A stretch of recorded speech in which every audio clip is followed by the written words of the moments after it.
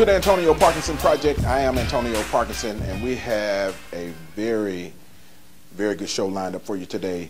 We're going to talk to a young lady who dealt with incest, sexual abuse, neglect, and a whole lot more during her childhood. And it started at the age of 3.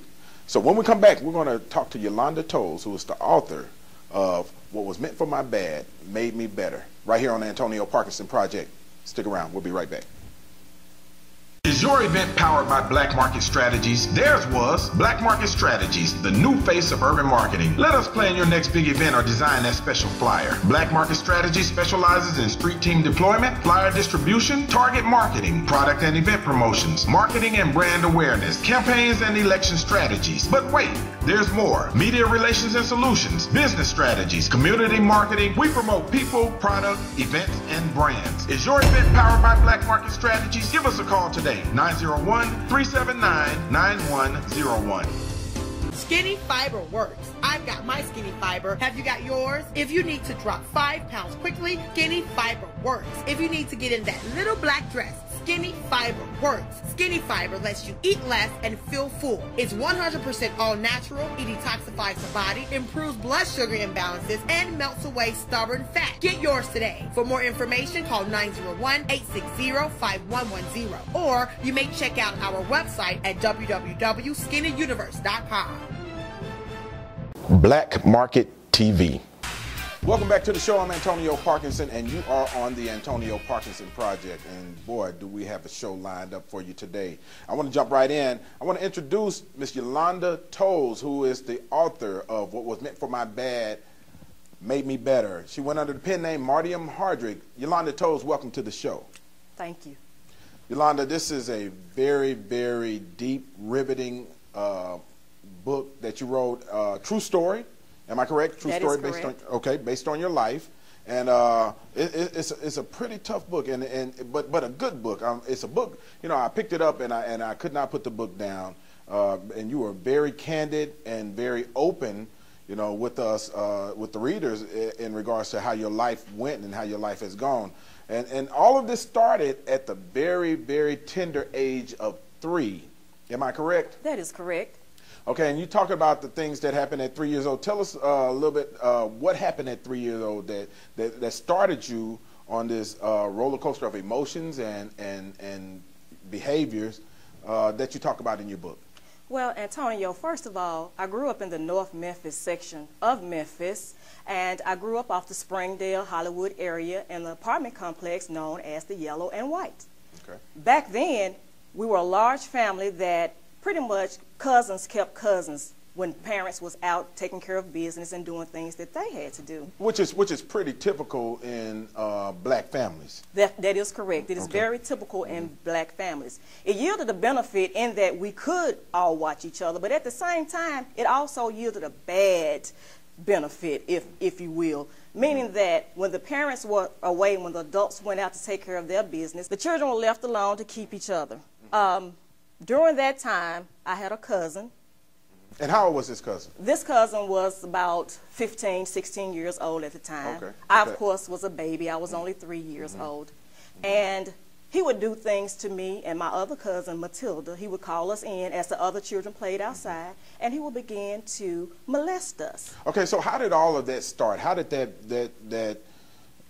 even begin to happen? And you know, here this guy is male cousin. Is male cousin? Male cousin, correct. Male cousin at the age of 15 or 16 years old, and you're 3 years old. And how old was your other younger cousin? She was a year or so older than I was. So she was older. Right. She was 4 maybe. Correct. Or 5. Correct. And again, this man is 15, 16 years old. This young man, teenager.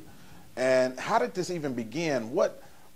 How did it start? Well, I can remember being called in from play by him. He would call myself and Matilda in. He would escort us to the back bedroom of the apartment, and I just remember him pulling down my pants, and he used to always put himself up between my legs from the backside, and he pounded and he pounded and he pounded some more until he was ready to ask that question. And that question was, are you ready to feel something wet? And me being a baby, I didn't understand what he was getting at that point, so I said, of course, yes. because at that time I only knew that once he finished, that means I could get back outside to play. And that goes to show you, you know, the mind of a child at 3, you know, that's not understanding the gravity of what's happening at that moment. And, you know, that child's mind is, you know, at the level of maturity for a 3-year-old is focusing on getting outside and being that of a 3-year-old. And it's so unfortunate that this was happening. And so how long did this continue? This continued for quite some time. It continued up until I was about 7 years old when we finally got away from that. And were you the only cousin that he was doing this to, or? No, like I said, myself and my other cousin Matilda, he did us simultaneously. And even with him doing us, seeds were being dropped to where we began to indulge in homosexual activities ourselves, because we rehearsed exactly what he did to us on each other. So at the age of 3, and Matilda was 4, and these ungodly acts were happening to the both of you, and then the 2 of you started to emulate what you were seeing, what you were receiving from the teenager. Absolutely. On each other. Absolutely. Absolutely. And thus those homosexual seeds had been planted within me, and that would be one of the many struggles that I dealt with for a good while of my life. Right. And what was there no one or did anyone report this young man, or what was happening there? Did you tell anyone? Well, at that particular time, I didn't, because we were told, shh, don't tell anybody. And that's a cliche that's used so frequently with people nowadays. Mm-hmm. And so I didn't tell, but however, there were signs that something was going on with me. I was taken to the hospital because my private part was hurting, and the doctor gave medication to be inserted within me. And I'm only curious as to why questions were not asked then as to why I had to receive that medication, because I remember telling my mother all the time that my private part hurt.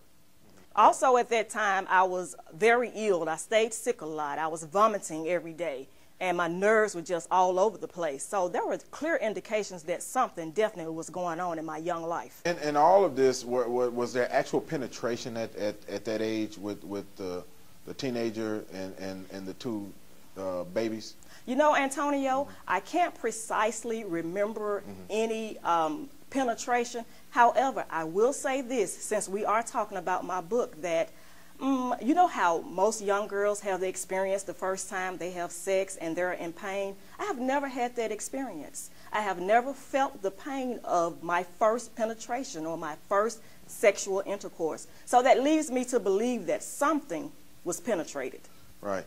Right, and even with Matilda, was she? I'm assuming she was your first cousin. Did she try to report it, or what was happening on that side with her? Matilda, neither. She didn't report it either. Like I said, we were both told to don't tell anybody, and that's what we stood by. We kept it a secret because we didn't want to bring any hurt or shame to our families. And before we wrap this segment up, what was Matilda's relationship to your cousin? Cousin as well. We were all cousins. We're all cousins. Yes. And left there to be watched and guarded by this older cousin, and this older cousin was violating that trust that was bestowed on him. Absolutely. Right, and we're going to come back, and because they eventually left that area, and we're going to hear more about the life of Yolanda Toles and more about her book, What Was Meant for My Bad Made Me Better. We'll be right back, so stick around. The Antonio Parkinson Project. Is your event powered by Black Market Strategies? Theirs was Black Market Strategies, the new face of urban marketing. Let us plan your next big event or design that special flyer. Black Market Strategies specializes in street team deployment, flyer distribution, target marketing, product and event promotions, marketing and brand awareness, campaigns and election strategies. But wait, there's more. Media relations and solutions, business strategies, community marketing. We promote people, product, events, and brands. Is your event powered by Black Market Strategies? Give us a call today. 901-379-9101. Skinny Fiber works. I've got my Skinny Fiber. Have you got yours? If you need to drop 5 pounds quickly, Skinny Fiber works. If you need to get in that little black dress, Skinny Fiber works. Skinny Fiber lets you eat less and feel full. It's 100% all natural. It detoxifies the body, improves blood sugar imbalances, and melts away stubborn fat. Get yours today. For more information, call 901-860-5110. Or you may check out our website at www.skinnyuniverse.com. Black Market TV. And welcome back to the Antonio Parkinson Project. I am Antonio Parkinson. And boy, do we have a show here for you today. We have Yolanda Toles, who is the author of What Was Meant for My Bad Made Me Better. And it's a real uncut version of her life as it happened, you know, growing up as a child at the age of 3 and 4, where incest, molestation, child neglect, and child abuse started in her life, and how it changed her life and caused her to behave in some of the ways that she grew up to behave in. Those seeds were planted. But you know, before you guys moved from the area where you were staying in the Yellow and White Yolanda, there were other things happening with other cousins also. So what we got, so we can set this up, your 16-year-old cousin was sexually abusing you and your other cousin, and you guys were at the age of 3 and 4, and he was at the age of 16. And so these things started happening, and then the transfer of those behaviors between some of us, we call them behaviors, some of them call it demonic spirit transfers. Those transfers began to happen between you and your cousin at the age of 3 and 4 that were both molested by this older cousin. And so what else happened? Yes. Well, to my surprise, I also found out that another cousin, male cousin of mine, he's a couple of years older than I was, so I felt a little bit more comfortable playing with him than I did with the oldest cousin. We were playing a game one day of Mommy and Daddy, and as you can tell from my storyline, which all kids do. All kids play Mom and Daddy, absolutely. And Daddy, or play house. But as from my storyline, you can imagine what ended up happening in our game. I was surprised when he made me lay on my back and he climbed on top of me, and I could not believe that the transfer from my oldest cousin had came on to this particular cousin. I was surprised to think that the same things that Ray had done to me, he had now done to my cousin Ronnie. And it's crazy because I never ever imagined that my own cousin would be the first one to give me the pleasure of oral sex. And how old were you at this time? At this particular time, I was about 6 or 7 years old. 6 or 7 years old. Yes, sir. And you know, a 6 or 7 year old child cannot possibly be able to handle something like that mentally. Absolutely not.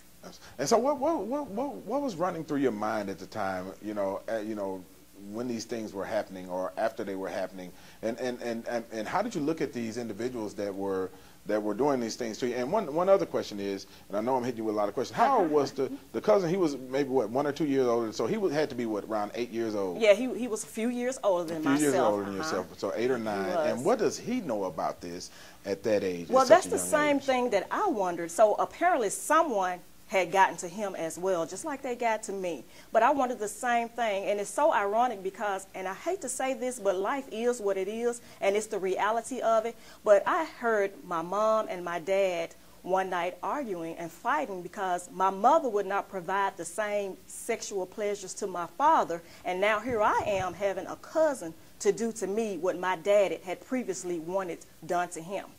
Wow. And so those things continued to happen, and you guys ended up moving. We did. You ended up moving, and you moved to another location, and far away from where you were living?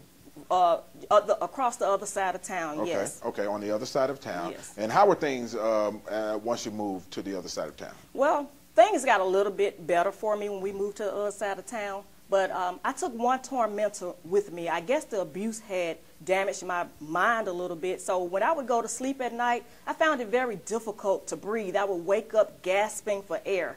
And my whole family, my grandmother, my aunties, they would oftentimes have to rush me to the bathroom, beating me in my back, trying to get me to breathe. And many a times I thought I was going to die right there on that bathroom floor. But thank God he allowed the breath to take up within my body, and I began to breathe again. Also at this point, when we made the big move, I started going to church much more, and I became saved. I got saved at the age of 8 years old, and Lord knows I needed God to help me fight these demons that I had faced. But at the same token, because of those homosexual seeds being planted in my spirit already, although I had a love for God, I still found myself playing with those homosexual demons. I met a young lady, her name was Tina, in my neighborhood. Now at this point I'm about 8 years old or so, and Tina and I, we called ourselves making love often. Anytime we found ourselves alone in a room, we would make love to each other. That was my first girlfriend. At 8 years old? At the age of 8 years old, I had my very first girlfriend.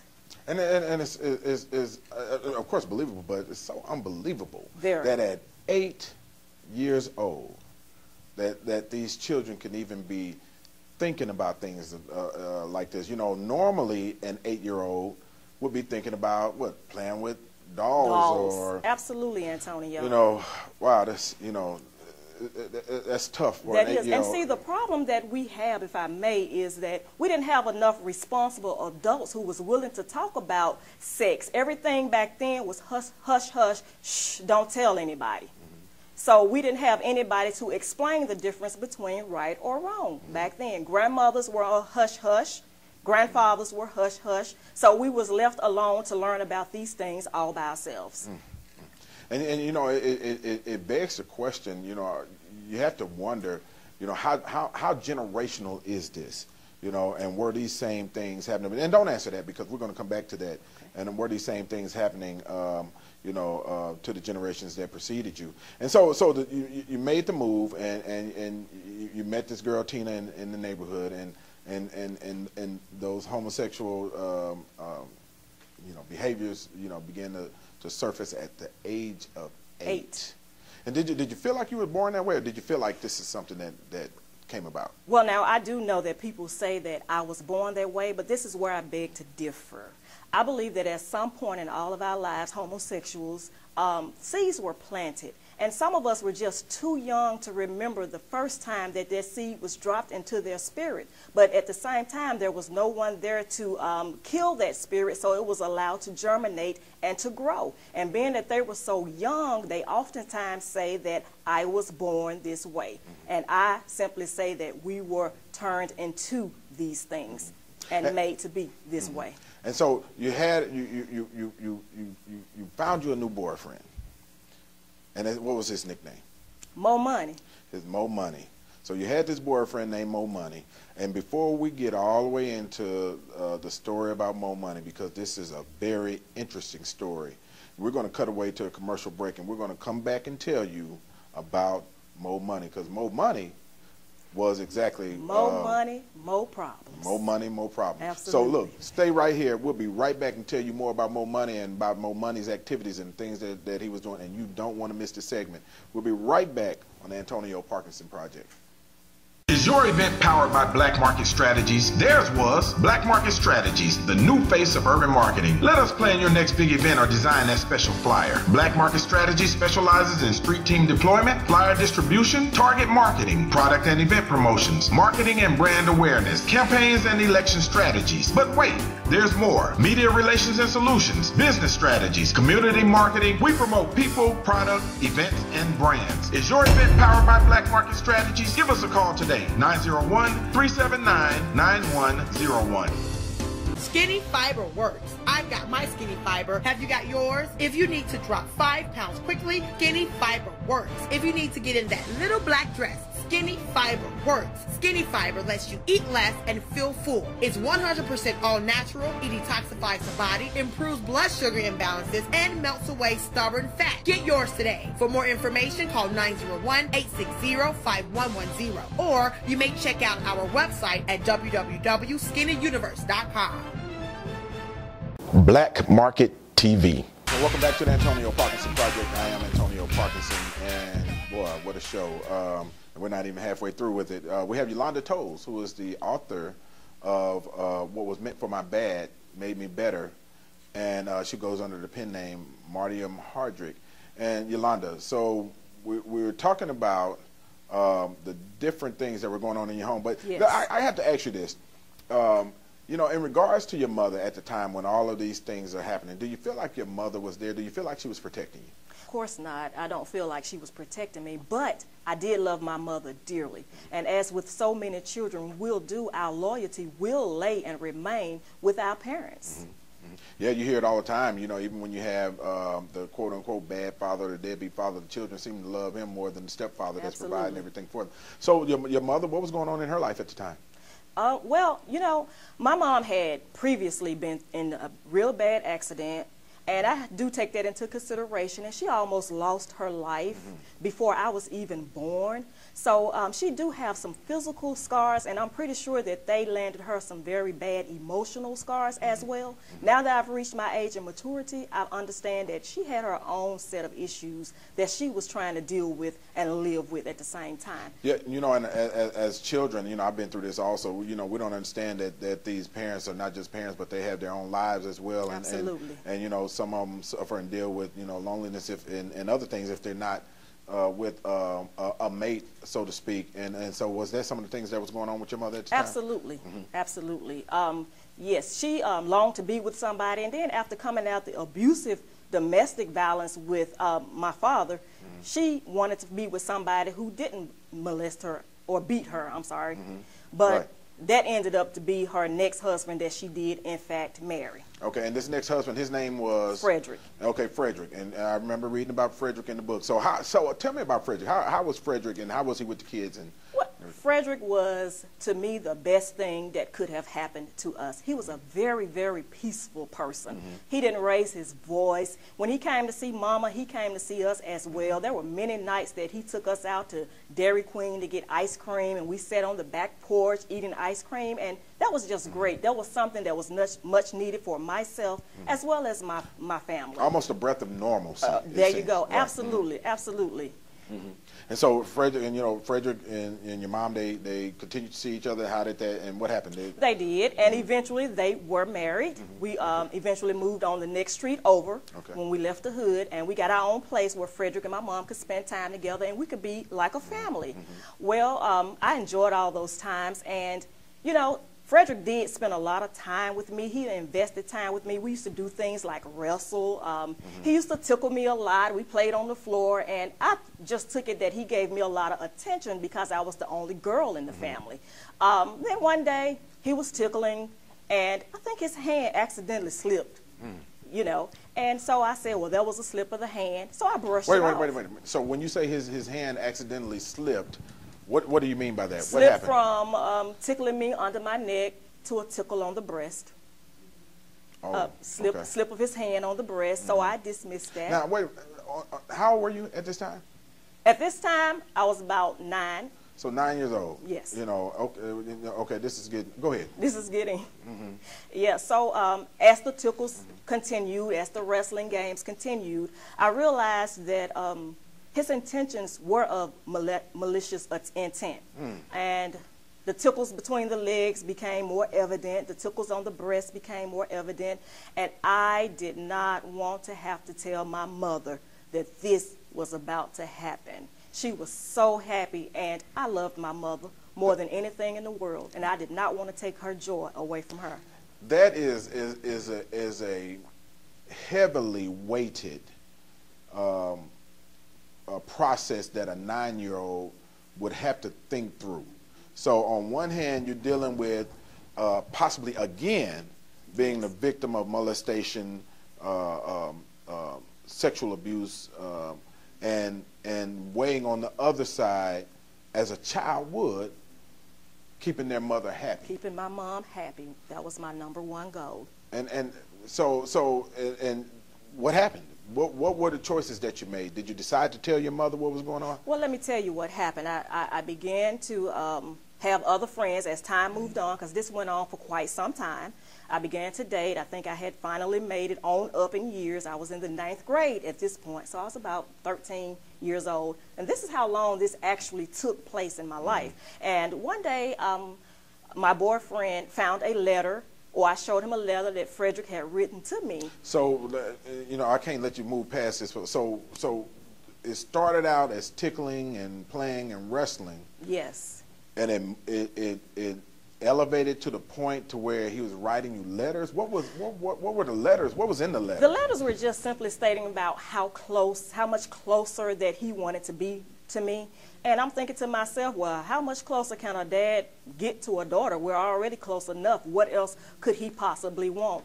And then, if you will, allow me to backtrack quickly for one moment, because very importantly, I can distinctly remember for my 11th birthday, before I even had the letter to show to my boyfriend, on my 11th birthday, my very own stepdad took me to a hotel. 11th birthday. My God.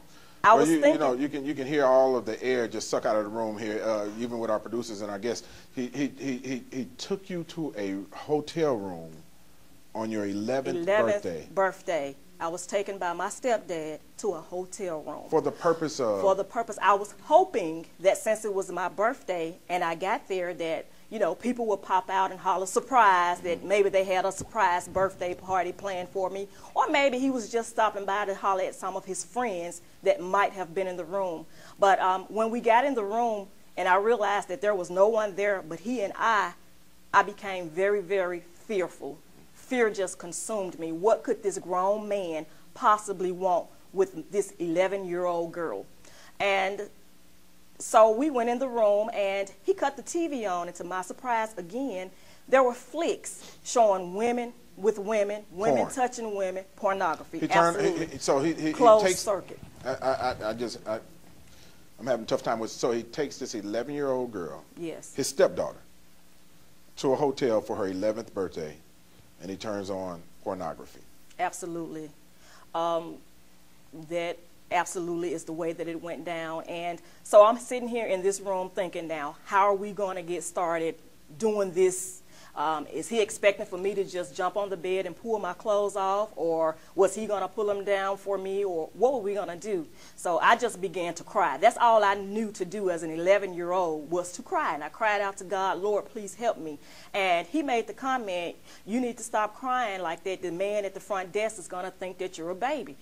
And my thought, well, you were a baby. Exactly. And my thought exactly was, I wish the man would realize that I am but a baby and intervene and do something to help me. But I guess Frederick got scared because he packed us up and he took us home. And how did he explain it? So I'm sure you were gone for a while. This had to take some time. How did he explain this to your mother, where you guys were for all of this time? You know, my mother did inquire about what took us so long, because the initial reason why we had left was to get stockings for me to wear to church on the following Sunday. But when we came back with no stockings, my mom, she did inquire what took us so long. But you know what? I don't know what excuse Frederick actually gave my mother, but whatever it was, she was content and satisfied with the response that he gave her. And as a matter of fact, Antonio, a couple of weeks ago, I was visiting with my grandmother, and she kind of brought that scenario up again and said that my mom had actually confessed to her, yes, I know he took her to that hotel, but he just simply took her there to talk with her. Because my grandmother even asked me, well, what would he have to talk to you about that he had to take you to a hotel to do it? So your mother actually knew. She knew that happened. How does that make you feel? Oh, I was devastated. I really did not know. I really didn't know how to feel. I really don't know what demon is possessing like my mother's mind at this time. So I was very, very devastated, very confused. I just wanted to give up on life and give up on everything.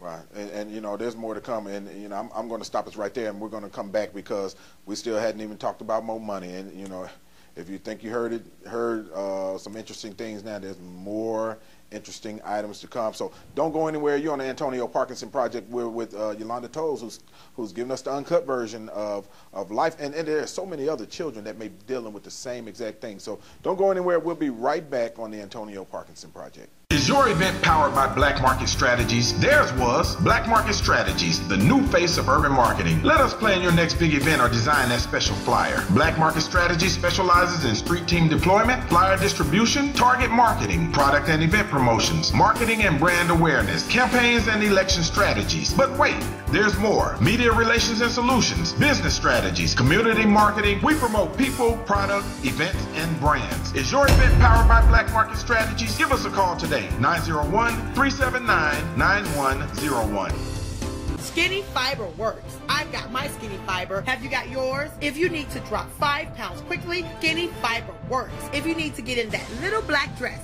Skinny Fiber works. Skinny Fiber lets you eat less and feel full. It's 100% all natural. It detoxifies the body, improves blood sugar imbalances, and melts away stubborn fat. Get yours today. For more information, call 901-860-5110. Or you may check out our website at www.skinnyuniverse.com.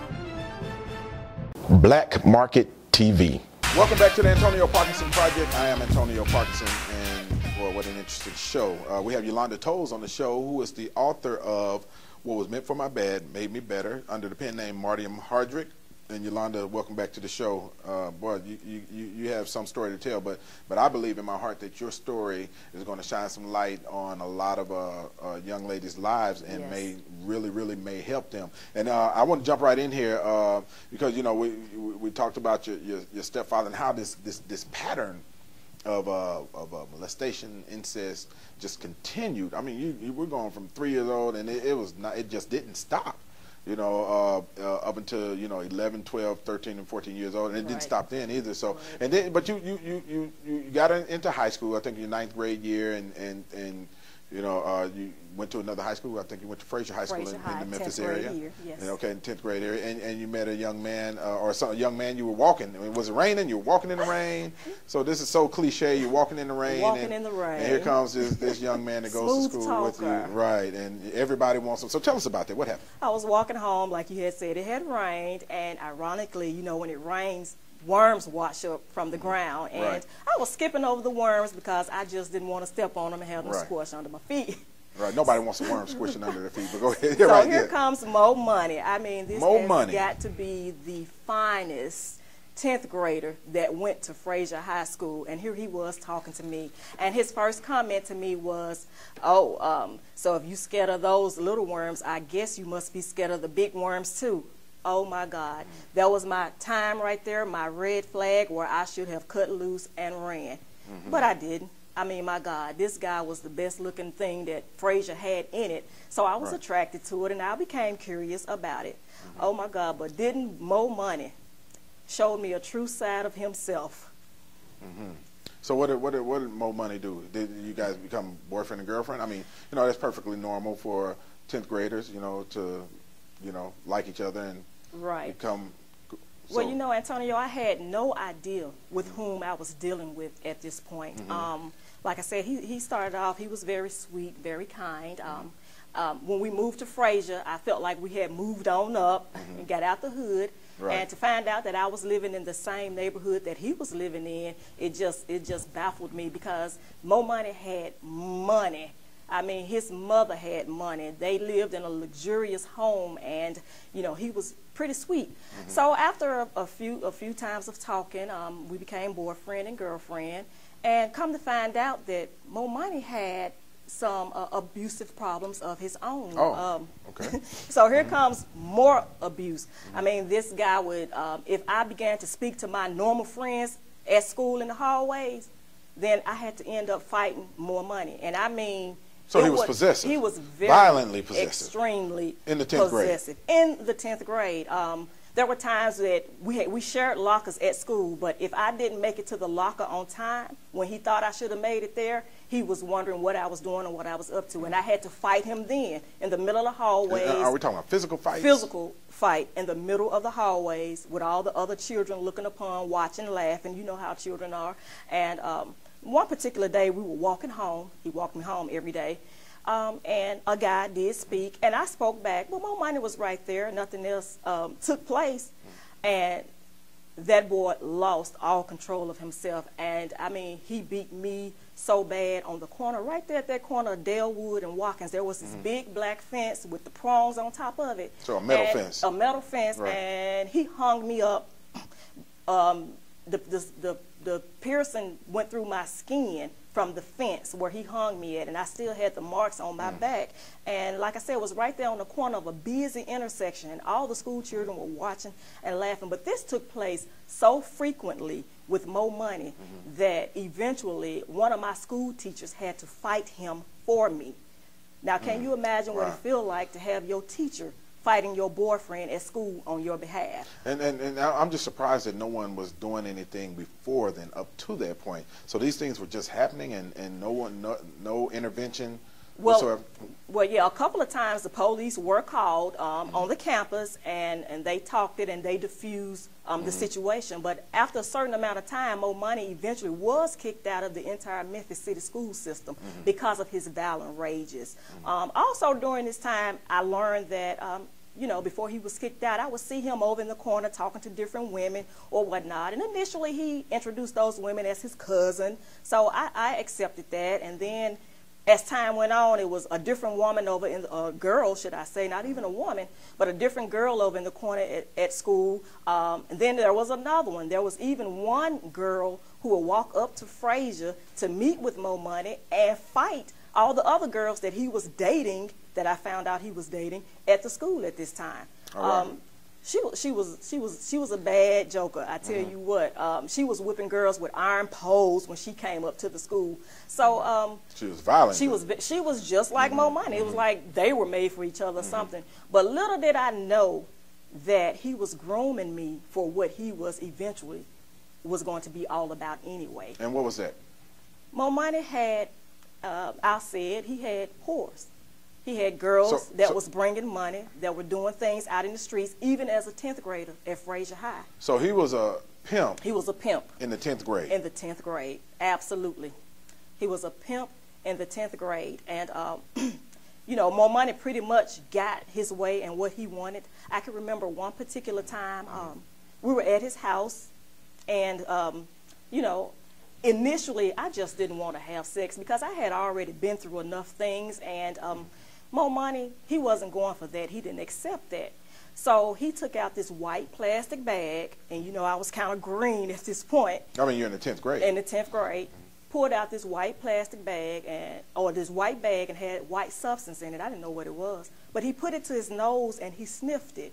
And when he sniffed that powder in that bag, I noticed that his eyes rolled in the back of his head, and it was like a totally different person in the room. He had done to me the same thing my second cousin did, performed oral sex. At this point, I wasn't doing that, but when he finished and that his eyes rolled in the back of his head, I thought to myself, well, if this is what he wants from me, I better get to doing something, and I better get to doing it fast. So it was at that point that I became that type of girl that I never, ever thought that I would be. Right. And so what are some of the other violent things that happened with Mo Money? I read in the book where there was a situation that you ended up having a fight, and it went out, it spilled out into the street. And absolutely. Again, this was pertaining to me saying no, and this was even after the birth of our daughter that I did eventually have with him. One particular day, he wanted to have sex, but we were in his grandmother's bed, and she was sitting in the living room looking directly in the room at us. So I'm begging him, Mo Money, no, your grandmother is right there. She can see everything that we're doing. Made him no difference. He got up as if he understood, you know, or she's not going to want to be bothered, or she's right, my grandmother is right there. And the next thing that I knew, I was being drugged by my hair and my arm through that house. I was being stomped on. His poor little grandmother jumped up, and she did everything she could to get his hands off of me, but he had me gripped so tightly. He ended up knocking his grandmother down on the floor. He just lost it. It was like, you know, where did this person come from, or this demon? He became demon-possessed right there in that house. Because I remember he pulled my arm out of socket. This arm here came out of socket, and he bruised my eye. I got a black eye from all this, and when I got up and he was finally done, my entire body was bloody, my clothes were bloody, and my little newborn baby, I have no idea as to where she was at this point. And to end it all with this particular situation, Mo Money picked up a center block piece that he had in his hand, and I saw his hand go up in the air as if he was finna come down and crush my head, but something midways in the air caught his hand and kept him from hitting me in my head with that brick. If he had hit me in the head with that brick, my life 9 times out of 10 would have ended right there. Wow, that's an amazing story, and a story of survival, so to speak, also. But you did end up going into the Navy, and we don't talk about that just yet. But we're going to come back and talk about what happened and what the carryover of some of the things that you dealt with in your earlier childhood, how that affected your life in the Navy. And we'll be right back. We're on the Antonio Parkinson Project.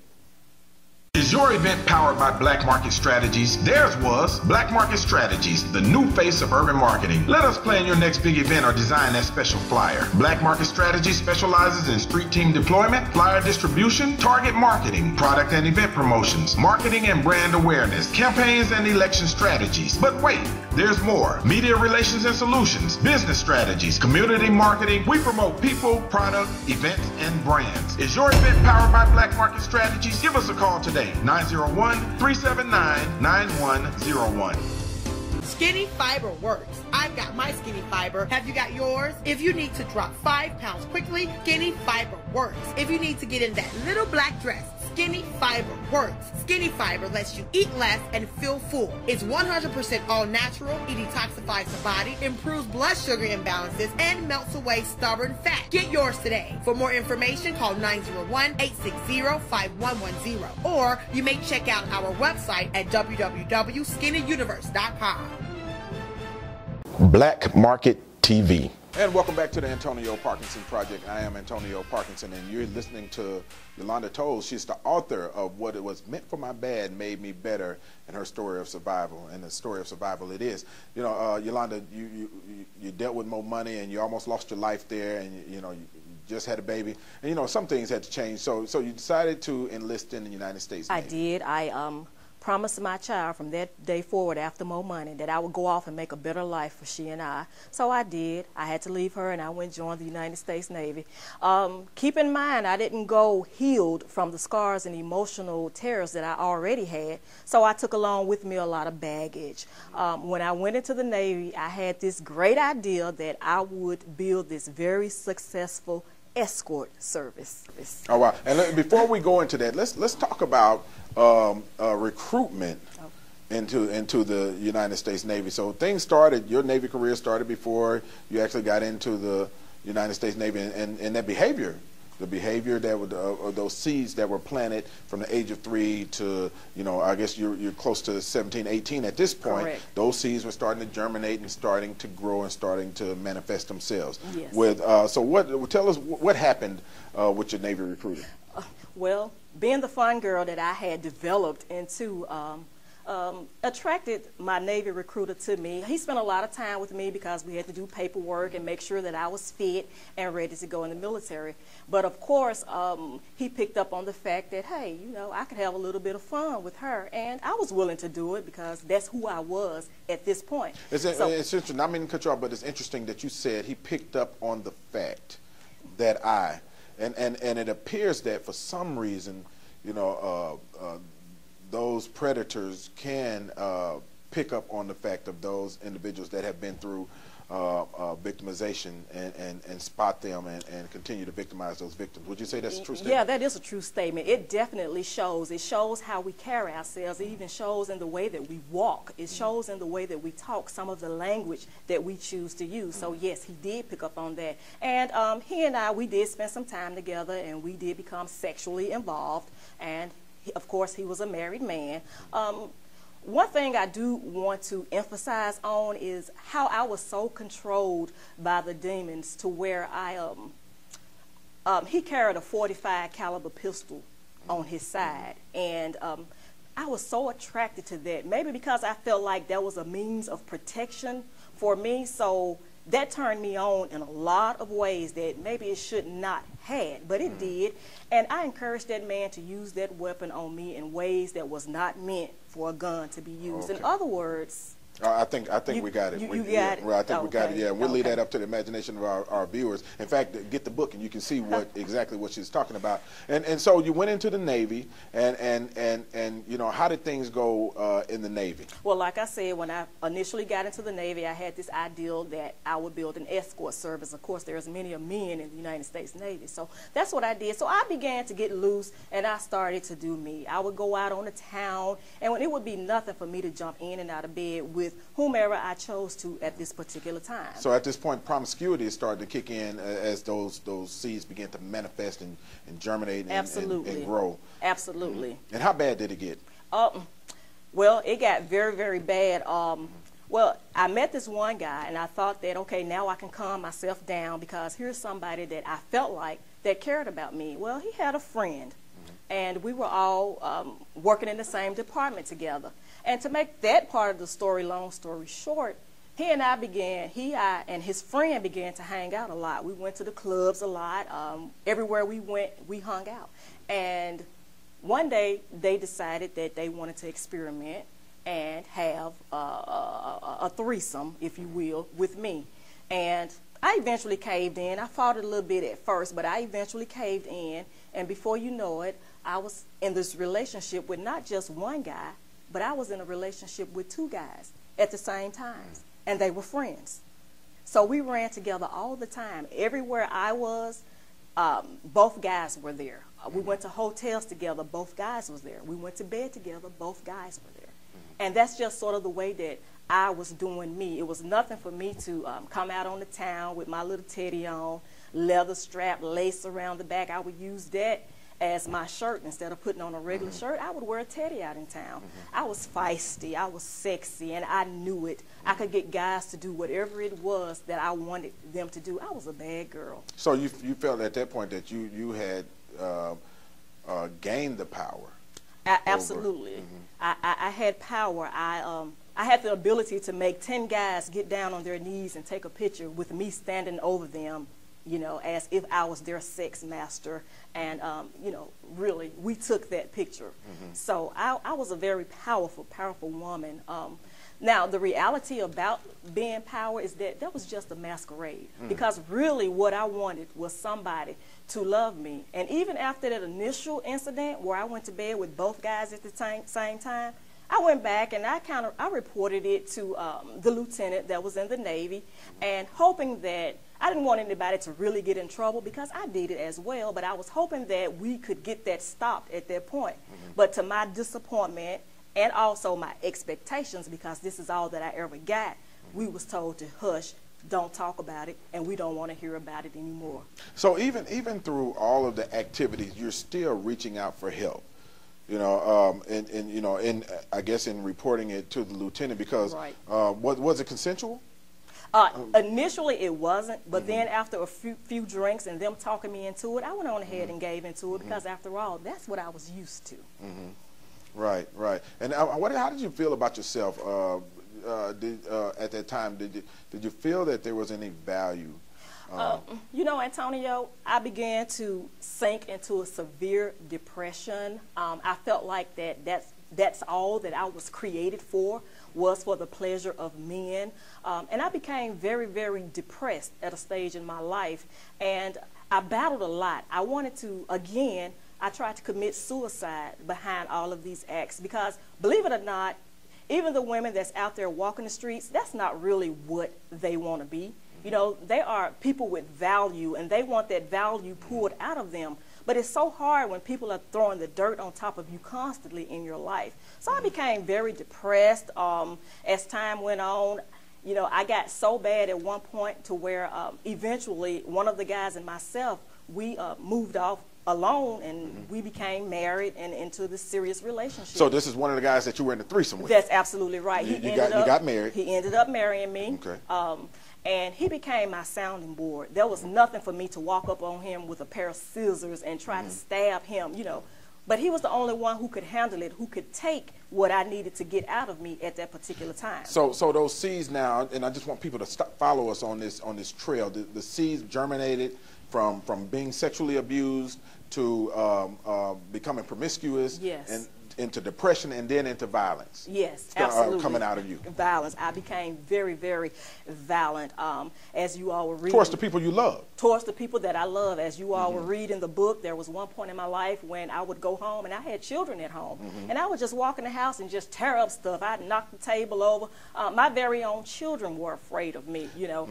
So I did become very violent. And watch this now. And so, you know, as those seeds are germinating, now we're starting to see the cycle begin to repeat itself, because the acts that you were displaying in front of your children, that transfer was possibly happening there also. Absolutely.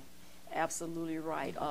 So for goodness sake, I had to get a grip on myself. So needless to say, after some time, Also, too, I became pregnant in their relationship again. In the marriage. And yes, in this marriage. Okay. And like my mother, at this particular point, it wasn't necessarily my husband's. Okay. Okay, so here's another cycle. So I really didn't know who I was pregnant by, either my husband or at this time I had started to see another young man. So I was torn between the two, and it's nothing like I said in the book, it's nothing like going back through your calendar trying to see when your last cycle was versus the first time you had sex with the new guy, you know, and it was very confusing. But one thing I was told by the other gentleman at this time, if my baby was born with sickle cell trait, then the baby was his because no one else had the trait. Okay, and don't tell us. Don't tell us. Okay. Because okay. we're going to come back to that in our final segment with Yolanda Toles. But also joining us will be Brandy Flynn, who is a counselor, to add her input to what was going on here. So we will find out whose baby it was when we come back, and we'll also find out, you know, what happened and how or if things turned around for Yolanda Toles. She's the author of What Was Meant for My Bad Made Me Better, and she's right here on the Antonio Parkinson Project, and we'll be right back. Is your event powered by Black Market Strategies? Theirs was Black Market Strategies, the new face of urban marketing. Let us plan your next big event or design that special flyer. Black Market Strategies specializes in street team deployment, flyer distribution, target marketing, product and event promotions, marketing and brand awareness, campaigns and election strategies. But wait, there's more. Media relations and solutions, business strategies, community marketing. We promote people, product, events, and brands. Is your event powered by Black Market Strategies? Give us a call today. 901-379-9101. Black Market TV. And welcome back to the show. You're on the Antonio Parkinson Project. I am Antonio Parkinson. And we have with us Yolanda Toles, who is the author of What Was Meant for My Bad Made Me Better. And you got to get this book. It's a very good book, a very good read. And it's good for each and every parent out there. Every single parent should read this book. And also joining us, Brandy J. Flynn of Brandy J. Flynn Counseling and Consulting. Brandy, welcome to the show. Yolanda, welcome back to the show. Thank you. Thank you for having me. Yeah, we're excited to have you. It's a good show, Yolanda. So, our audience wants to know, whose baby was it? Well, of course, I gave birth to a healthy baby boy, and everything was normal except for one thing. My baby was born with sickle cell trait. Which in turn told you that it was not your husband's absolutely, it was child. not my husband's child. How did you deal with that, Brandy? How does a person deal with that? How does a person deal with it? Right, Wow. you're married, Brandy, you're married, you have a child, and you have a child by someone else. What happens there? Well, I can't speak from personal experience because I don't have any kids, but I can possibly say that it's very detrimental because you have to let your husband know that there was infidelity in your marriage. Yolanda, did you let him know? Absolutely did. We did discuss it. We went before our pastor of the church, and he was very instrumental in cooling an otherwise hot situation. So he did find out, and however, as time went on, we decided that the marriage was not going to make it, not because of that reason, but for other reasons, things I was going through. So the marriage ended up being dissolved. Okay, and everything came back full circle. Now I'm glad Brandy is here because I want to talk about how this seed, from Yolanda being a 3-year-old child, an innocent baby. I always look at children as a blank slate. And then, we come in as adults and we write on that slate and give children almost their directive, almost in life. And you have to be careful about the directive that you give children because, depending on what track you put them on, especially at the age of 3, we're talking about an innocent baby at the age of 3. Brandy, she began getting molested, in incestuous relationships from the very tender age of 3. Brandy, what happens? What needs to happen, or how does a 3-year-old deal with such an adult situation? Well, before I go into that, I want to tell Yolanda, because I don't know if anybody has ever told you, but I want to say that I'm sorry that you had to go through this, and apparently nobody was there to protect you. I don't know if anybody has ever told you that they're sorry. Let me be the one to tell you that I'm sorry that you really had to go through this because you did not deserve this. And I'm trying my best to remain professional, but it's very sad that Mm-hmm. no one was there to protect her. And to me, as I was listening, I'm wondering, did anybody else in the family go through this? Because, you know, we're so quick to say, you know, family business is home business. And when you start as a young child, you know, we do as you say and do as you do. Meaning we also pay attention to what you tell us to do. We pay attention to what you do. And a lot of times we think that this is normal. Right. And it's not. And for her mom to really know that something happened and there was nothing that she can do. And sometimes her mom could have been preyed on, because I'm not mistaken, your mom had a disability. She was in a bad car accident, so she physically couldn't do something for herself. So who's to say that she wasn't preyed upon, that your mom was just used as a pawn, right, to get to you and whoever that was mentioned else in the book. That was actually mentioned in the book at one point. Am I correct, Yolanda? Absolutely, it was. Right. Yeah. You know, and then you hit on something too, Brandy. You know, in all of these activities, especially from the age of 3, you know, this becomes the norm. What is perceived as the norm, when it's not the norm for that child that knows nothing otherwise. It's not. And that's why it's important for parents, first of all, have an open communication with your child. And if you feel that you can't provide that openness, have somebody else in your family, or that's what aunties and uncles and cousins are for, you know, mentors that your child can go to, and they can just be open and honest with them, that they could be that middle person. That's why it's important for you to teach your children at a young age, good touch, bad touch, who can touch you, why somebody cannot touch you here. The kids need to know the proper names of their private areas. That is not a pocketbook, it's a vagina. It's not a little worm, it's a penis. Nobody should touch you there. They need to know about that. And, you know, I don't know, you know, back then, well, I would say now that, you know, school systems, they have to report it. You know, it's the Samaritan rule. You have not the Samaritan rule, I'm sorry, but duty to warn. We have to tell it, you know. Let me jump in there. One of the things that happened too that we didn't touch on in earlier segments was the fact that when the stepfather, Frederick, was doing things to her, to Yolanda, she tried to tell her mother. And Yolanda, what happened when you tried to tell your mother what was going on? Well, I did tell my mother what was going on, and she told me that I was lying on him, and when she found out for sure that I was lying, I would have to get out of her house. And just imagine the gamut of emotions that's running through this young girl when she tells her mother that this older man is doing things or trying to do things to her, and her mother rejects her. And we got to wrap up. So look, go get the book. It's What Was Meant for My Bad. What Was Meant for My Bad Made Me Better, Yolanda Toles. And you want to get this book, it's on Amazon. Yolanda, I want to thank you for being on the show. Brandy Flynn, I want to thank you for being on the show. Thank you for having me. It's a great show. And y'all make sure you tune in to the next Antonio Parkinson Project. I am Antonio Parkinson.